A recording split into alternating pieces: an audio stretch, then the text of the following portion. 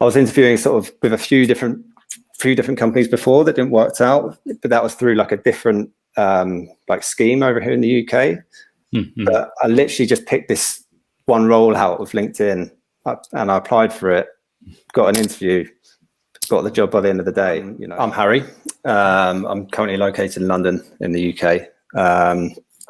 Yeah, as you say, just picking up from that, like I heard about the program. I mean, I was following your Salesforce for Everyone group, joined the Facebook group. I think it was sort of like summer, autumn of like last year.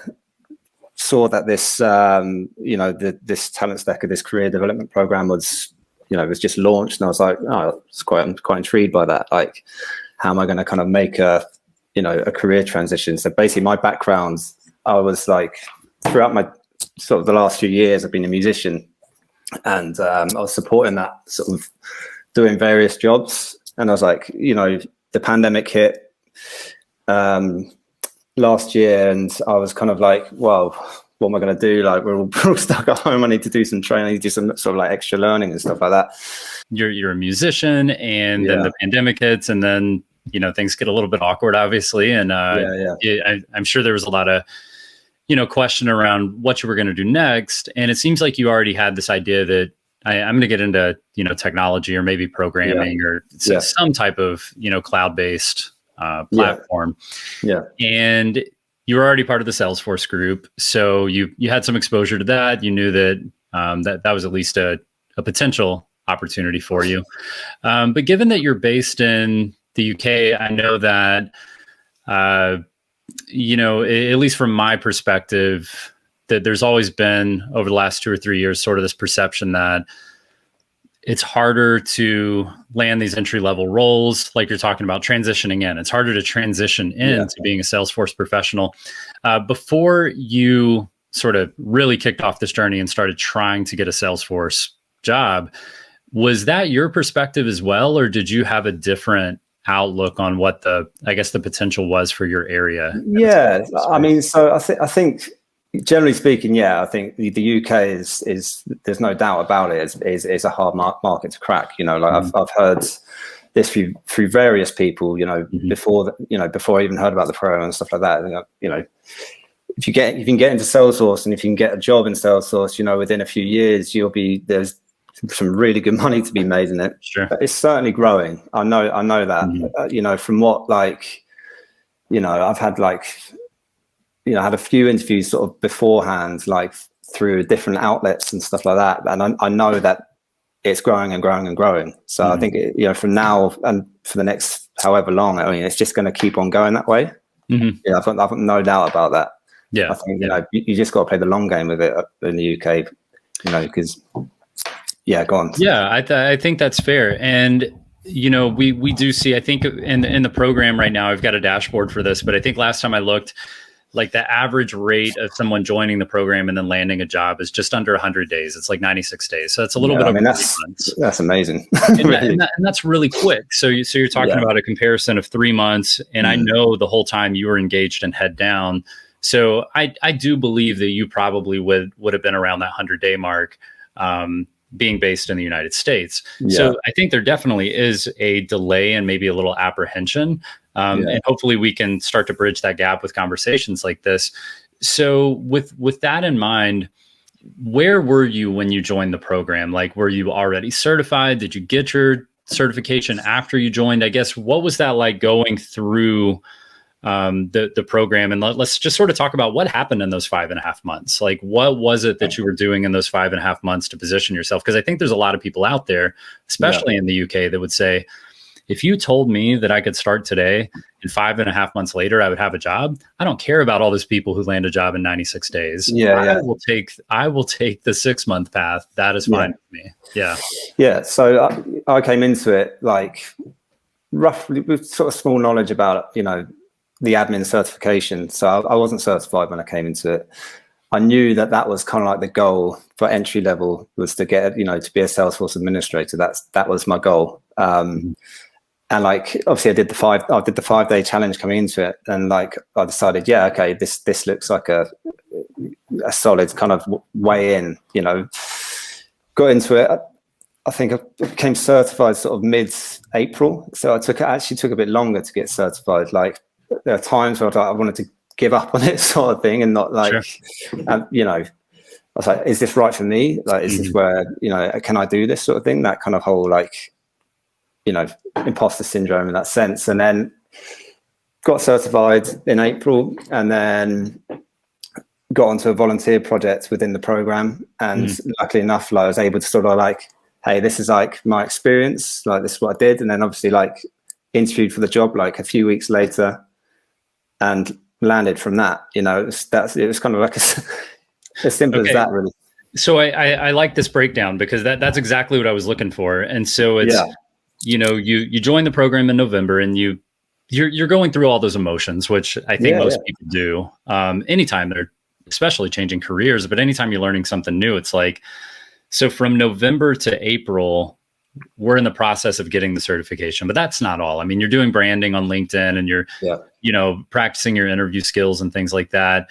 And then you're also going through a lot of transition of like, do I really want to continue with this? Is this really where I want to spend my time? Is this the, you know, the biggest and the best use of my time? And I think obviously now we know, hindsight 2020, it's like, okay, yeah, I would do that all over again. And I would probably, you know, I might jog through the trails and get certified a little faster if I knew the end result was coming. But when you're going through that, I think it's a natural progression. So you get certified in April, and then obviously through the program, we get you in a volunteer project as quickly as we can. And you go through that volunteer project at the same time, you're probably applying for jobs and interviewing. And then you land a role in May, I guess. So it was. I mean, it was May the 11th. May the 11th. Okay. So about a month later. So I think that's an interesting trajectory, is that some people may say, well, I'm in the UK and I'm already certified. So from what I'm hearing, you can go from certain, and I know that's not necessarily repeatable. I don't want to set the expectation that you're going to be certified and then a month later have a job. But there is a specific amount of that time that was spent just getting your credibility and making sure that you were prepared to apply for jobs and look like a quality candidate. I think that's what you get. I mean, you do get that from the program. You know, I think like no matter how much time you have to give to the, you know, to your learning and to your study with it, you know, you have this kind of like this community of people where you can just check back in and just be like, you can read through people's issues, you can read through people's problems, you can sort of have some input into stuff. And that was kind of like the good thing about it, that kind of helped you kind of overcome your fear a little bit more, if you know what I mean. I think that's kind of like having that, you know, that community and that kind of safe place to ask questions and you know, tell people how you're feeling, tell what you're struggling with and all that sort of stuff. Yeah, for sure. And you'll notice that, and I mean, obviously you know this, but people watching may not, but we have a members only group for people who are inside the Talent Stacker program. And people really let their guard down in there. Like it's like on LinkedIn, people are it's almost like suit and tie, and they want to make sure they say the right things.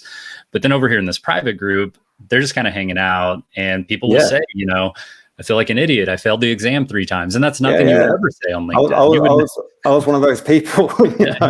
I said I was on the group. It's like, look, help me out. Like I failed it twice. Like, and you get support in those situations, right? I mean, it's not like everybody just goes, well, good luck, get back to studying. I mean, it's like, you know, I think people do in a group attempt to rally around you and figure it out because they've been through it too. I mean, a lot of these people, just like yourself now, are working in roles and they feel like imposters because they you know, I failed the exam once, I failed it twice, I failed it 3 times. I don't know if I'm cut out for this. And then all of a sudden they're working in full-time jobs as Salesforce professionals, and it's all happening.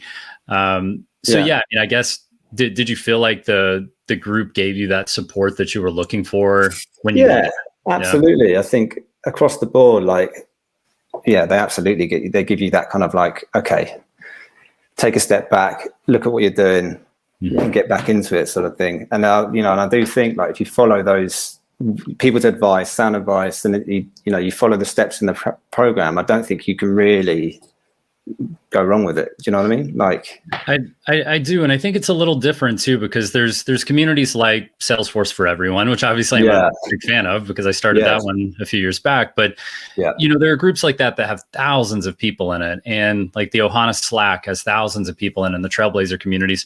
And I think the neat thing about this group, in my opinion, as I sort of look back on it, is that everyone in the group has been educated a little more concisely on these topics. So they just know a little bit more about how this works because they've been through the program. And especially when you're sitting there looking at, 50, 60, 70 people still hanging out in the group that have already landed jobs this year. And they're sitting there saying like, hey, it's okay. Like me too. And we can work through this. That's just part of the spirit, isn't it? That is the Ohana spirit. I think that's what's great about this, is the fact that, it's all about giving back, like your knowledge and what I think without people actually saying, hey, like they've got the job, and then without them like coming back saying, look, don't worry about it, this is what you need to do, this is how you can do it, and you'll get through that, you'll get there without a shadow of a doubt. Like, because they've seen it, they know for sure, they're not guessing, they know. No, exactly. So what do you think the biggest impact points were for you, like going through the program? Were there any, specifics that you went through where you said, like, okay, I see why this is happening. I see sort of why we would go through these steps to be successful. And I guess was there anything that stood out as, this is going to make a difference when it comes to me applying for jobs and trying to get a role? Like this is it was just certainly like the process of building up your brand on LinkedIn. I think that's like the biggest thing. Like it really is for this sort of thing. That along with the volunteer projects, along with that kind of like, you're getting your hands-on experience with that, and you can just literally update your LinkedIn, and you can see, right, well, that's how it worked for me. Do you know what I mean? Like, literally, that's how I landed. Like, I don't think I probably wouldn't have landed like anything without that. Do you know? So, I guess what would you say to individuals? And I'll say specifically because of your locale. What would you say to people in your area that are saying there's not as many jobs here? It's not as easy to get jobs. Maybe it's not even possible to get these jobs. I guess what would you say to those individuals who have struggled? Because those are real people with real emotions. And I truly believe that they want to be Salesforce professionals, but for whatever reason, they have effectively given up hope on that idea. I mean, what would you say to those individuals, based on your experience? Don't go into that fear in a sense, because, I don't think any company is really looking for like the finished product. You can't go in expecting to know sort of everything. I think like, I landed an interview, they wanted like more experience and more kind of like, knowledge in terms of like certain things within the system. Like, but the fact that I was kind of like honest and kind of didn't go into it with too much fear, like, and I was like transparent with them. Like, I didn't kind of pretend that I knew more than I knew it. That kind of, I think that was kind of like where they go, there's an open conversation there for like, I think that's great. And it probably takes a lot of pressure off of you starting the role. Yeah, it does. Knowing that you've been transparent and they know who you are. You're not pretending to be anything. Yeah, absolutely. How many jobs do you think you applied for? And I guess what was your, a lot of people ask about the strategy there. Like, were you applying for every single job that was available? I didn't apply for every job that was available. I kind of had through LinkedIn, I was like, at the end of each day, there's like these many jobs that come up online, and I'd go through them and I'll just be like, okay, that could be of interest to me. Maybe that, that kind of suits where I want to go. That suits where, what company I sort of I want to work for. And I managed to sort of pick one out. And, I was interviewing sort of with a few different companies before that didn't work out, but that was through like a different like scheme over here in the UK. But I literally just picked this one role out of LinkedIn, and I applied for it, got an interview, got the job by the end of the day. After building out some requirements like within the system. Like, that's literally how it works for me. So I think the the jobs are there. I think they are coming through. And I think the point of that, what I just took away there that, you jumped through pretty quickly was that you had applied for some jobs and you had tried some different things and you had some interviews. It wears on you, especially when it happens multiple times. And then you start to once again second guess yourself. Like, I don't know if this is possible, but I think it's that perseverance that you showed. And I think everybody has to have that. You can't, I tell people that they'll ask me, like, when you join the program, what type of person succeeds more than others? And I tell them it's the type of people who have emotional maturity. So they can sort of get that rejection, or they can have those feelings, but they just keep saying, you know what, I can do this. I've got all the tools I need. I've got all the knowledge I need. I can put these steps together and I can do this. And when you can keep coming back to that, I think it shows that emotional maturity. So for you, it's like you're getting these rejections. And I think a lot of people would just get on, LinkedIn or Facebook, and they would say, it's not the same here. You can't land jobs here. It's impossible. There's nothing available for entry level. But instead, you just applied for the next role and you kept looking, like you said, like, almost on a daily basis, going back and saying, what's available? Does anything look like a reasonable fit for me? Let me apply for it. And then what do you know? One day you get a hit and you have a job by the end of the day. Like, that's incredible. But, that's essentially it. Like with Salesforce, it's self-learning. I mean, I know with the program, there are study groups in the program. LinkedIn, do this, all the interview prep videos, all that sort of stuff. That does help massively with your preparation. Yeah, for sure. Well, that's perfect. So you sort of took us from start to finish there, and that's amazing. And I think all of that coming together to just tell people, like, if you failed the exam once or twice, or even more than that, that doesn't count you out for a Salesforce career. And if you've been getting interviews, but you haven't been getting offers, that doesn't count you out for a career. And those jobs are available. And to your point, I think we're going to see more and more in the coming months. I think we're going to see a bit of an awakening about, what, these people are here, they're ready to land these jobs. And I've seen it. I've got more businesses contacting me than ever saying, do you know anybody in the area? Is there anybody in your program from my country, from this area? So those kind of things. So that's excellent. So anything else you would, and any other feedback you have, whether it's for your area or for people in general who are looking to transition into the Salesforce space, I guess, what would you want them to know about, transitioning in, and anything you've sort of learned along that path? That's a good question, actually. I think, for the UK, like you just said, like it is a growing space. I know that there is a lack of goods, as you say, as we've been saying sort of throughout, there is a lack of good quality Salesforce professionals here at an entry level stage. And I think just persevere with it, keep going with it, and you will get there eventually. I think that's the kind of the general gist that I would sort of give out. I think I'll probably learn a lot more, like, going forwards. I think, coming into the role, learning more about how it works, how, what's expected from the role. I think I'll learn more, and then I'll learn more about, like, what other companies are growing, who else is looking for work. Then I could then advise people over here, like, exactly what's the right sort of route to take, if you know what I mean, or how they can do it, And it gets so much easier from here, right? I mean, this was the grind of getting over that initial hump, but now for you won't have to be entry level again. You will no longer have to apply for entry level roles, and that's going to open so many doors. So congratulations. I mean, that's absolutely incredible, and I appreciate you doing, this session so that we can talk to people and help them see that there is opportunity. You just have to be willing to stay focused and dedicate, and you can't just give up because of a little bit of bad feedback. No, I think that's absolutely it. That's the nail on the head, really. Just persevere, just keep going with it. I mean,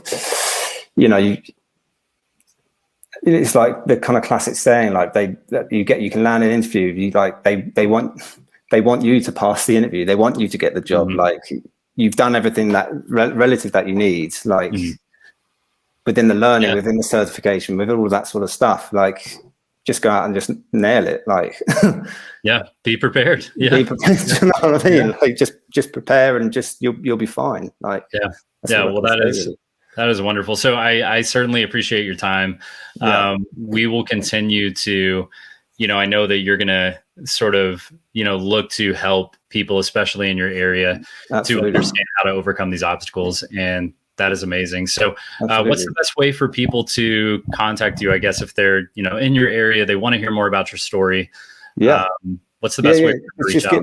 Get me. I mean, on LinkedIn is fine. I'm on LinkedIn, so just drop me a line on LinkedIn, and I'll happily help anyone, talk to anyone about sort of my process, my experience with stuff. So, and hopefully help them going forward. Like, they want to be, if they're part of the Talent Stacker program and they're over in the UK, like, please don't hesitate to reach out to me.